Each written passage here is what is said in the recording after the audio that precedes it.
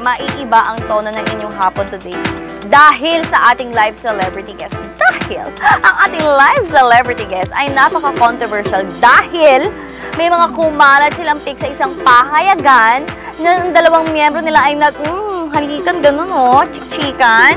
Ay, naku, di ba nakakaloka talaga? Makakasama natin sila live na live with their lawyer. At syempre, makikichika rin sa atin ang ating guest reporter, si Mr. Ambet Nabus. Kaya naman pakilala ko na sa inyo ang ating live celebrity guest. Please welcome the all-female group Mocha.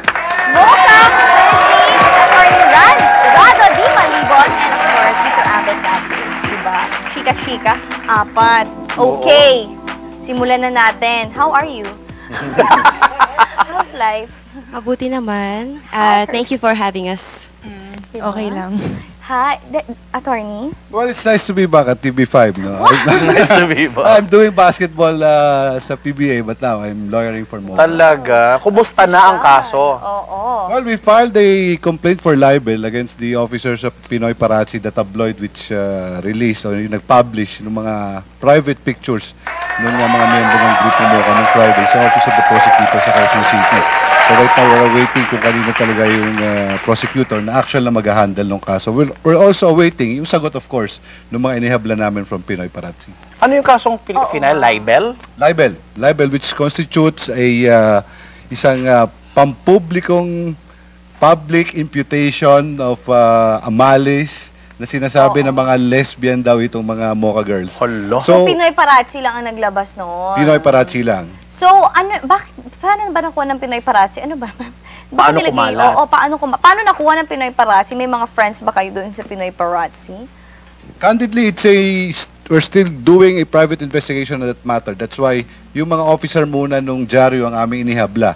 Sapagkat yun ang obvious na gumawa ng publication. But we are sure there are individuals, one or two individuals, who leaked the pictures to Pinoy Parazzi. Oo. At dagdag na kaso yung aming ihahabla laban. Kasi ako in all fairness, nagsusulat din ako sa Pinoy Parazzi, di ba? Hindi kaya So, ikaw. buti na lang hindi ako naglabas ng kwento. Pero yung Parazzi kasi, ano yan nakilala yan na mga litrato yung nagsasalita at nagkukwento tungkol sa celebrity. So yung nakita siguro sa dalawa. Oo nga, di ba? Paano naging lesbian tuloy kayo. Totoo ba? Ano ba talagang real score? Yun. Unang-una po sa lahat, we're not against lesbianism at nagkataon lang na hindi kami lesbians. Ayun. Oo. So, bakit nyo na ba nagawa yun? Kayo ba talaga nasa picture? Kayo yun? Umaamin? Oo, unang-una sa lahat, actually, ang issue namin dito hindi yung halikan. Kasi we're best friends. Sa totoo lang, normal lang sa amin yun. Normal hindi namin kinahihiya yun. Sa girls, di ba? Oo, wala namang Pero nung kumalat yung sinabi yung lesbian, hindi ba kayo nakapag-isip na, baka lesbian talaga ako? At may mga nagka-developan? Wala talaga. Unang-una, sige, Hershey ka. Hindi po kami lesbian or tomboy. So, wala. Hindi po Kahit talaga. nasabi, parang hindi nyo naisip, ano nga ba talaga? Ay, Lalaki pa rin ang gusto namin. Pero hindi rin maikakaila. Kasi Ewan ko sa'yo. lalaking hinalikan ninyo. Yun. Tsaka, minsan, na-attract din ako sa girls kami. So, di ba parang normal lang din naman Pag nagagandahan ka lang. admiration. Di ba, like you, you're beautiful. Thank you. So, may hanging question tayo, ha? Diba, kay attorney. Joke! Nagka-reissue si attorney. May hanging question tayo. Gimmick lang ba ang lahat ng ito? Yun. Nagagawa niyo daw lahat ito.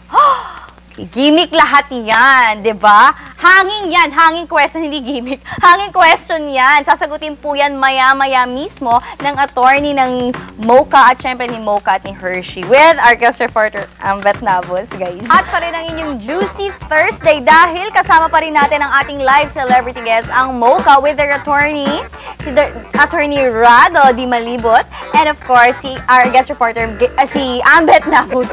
Gosh, ang dami kasing tao dito today. Nako, simulan na natin sa ating hanging question. Yun. Gimmick nga daw ba lahat ng ito? Yes, hindi na hanging to. Please answer. Alam mo kasi may kanya-kanyang opinion ng mga tao.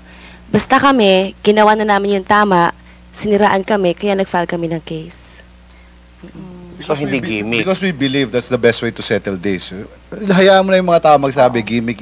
But for us, to vindicate the rights of my clients, the best way to go is go to court. At yun nga yung aming gagawin, if only to protect the rights of my client.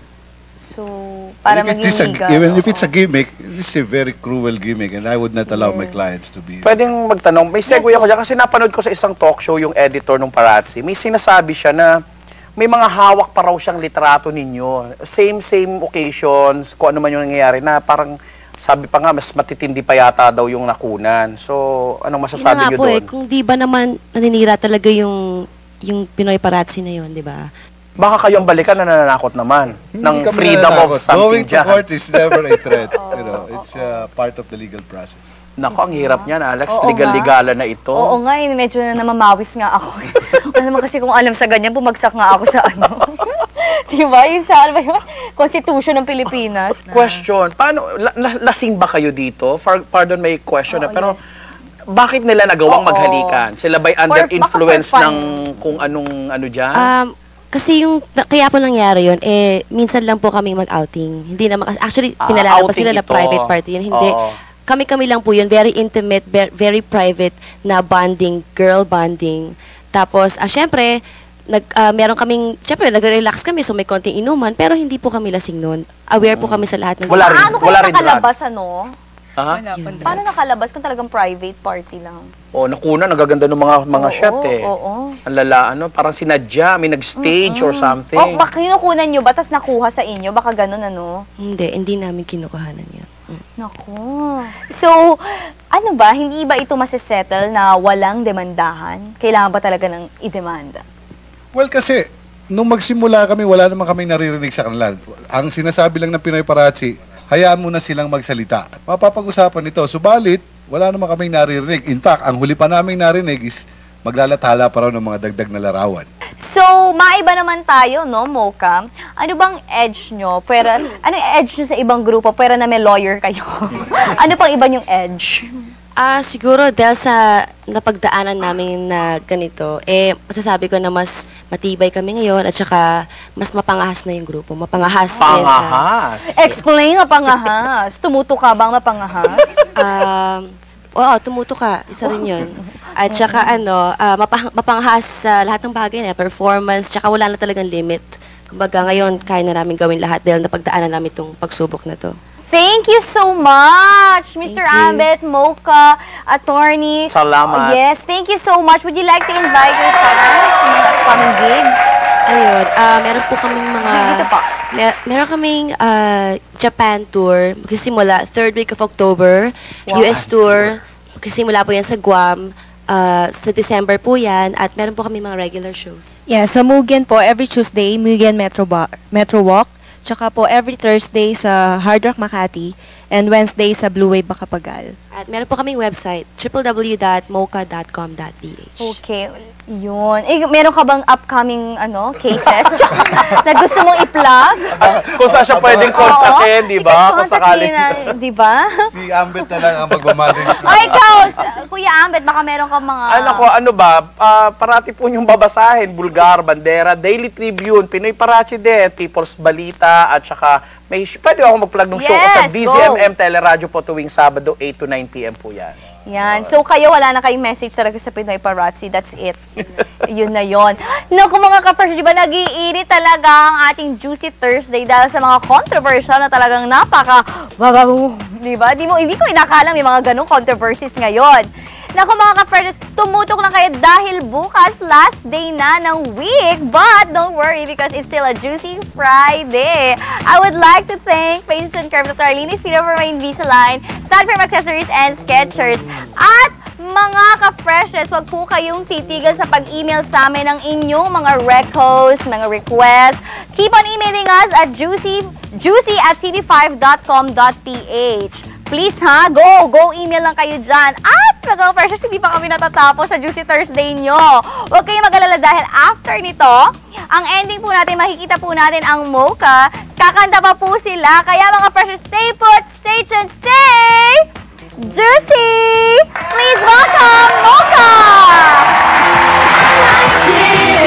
Us girls, we are so magical.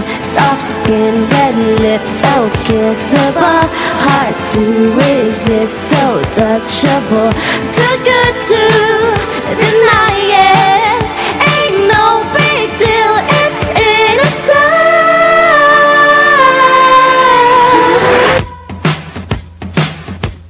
Yes!